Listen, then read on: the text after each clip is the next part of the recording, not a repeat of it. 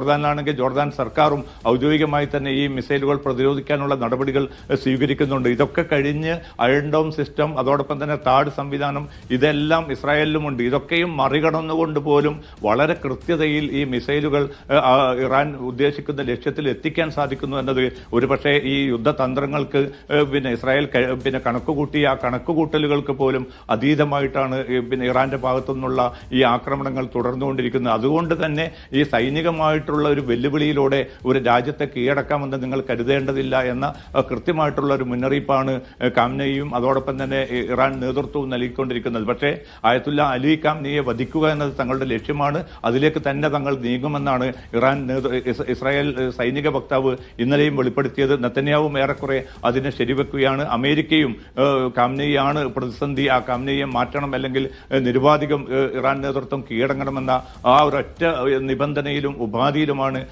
അവർ മുന്നോട്ട് പോകുന്നത്. അതുകൊണ്ട് വിയന്നയിൽ നിന്ന് ചർച്ച നടക്കുന്നു എന്നത് ശരിയായിരിക്കാം. പക്ഷേ ഏതെങ്കിലും അർത്ഥത്തിലുള്ള ഒരു സമവായത്തിലേക്ക് വരാൻ സാധ്യതയുള്ള 2 ആഴ്ചക്കാലത്തെ സമയപരിധിയാണ് ഇപ്പോൾ അമേരിക്ക ഇറാന് നൽകിയിരിക്കുന്നത്. ആ 2 ആഴ്ചക്കുള്ളിൽ ശരിപ്പെടുത്തിയിട്ടില്ല എങ്കിൽ തീർച്ചയായിട്ടും തങ്ങളുടെ പങ്കാളിത്തം ഈ യുദ്ധത്തിൽ ഉണ്ടാകുമെന്ന പരോക്ഷമായിട്ടുള്ള ഒരു മുന്നറിയിപ്പ് കൂടി അമേരിക്ക നൽകുന്നുണ്ട്.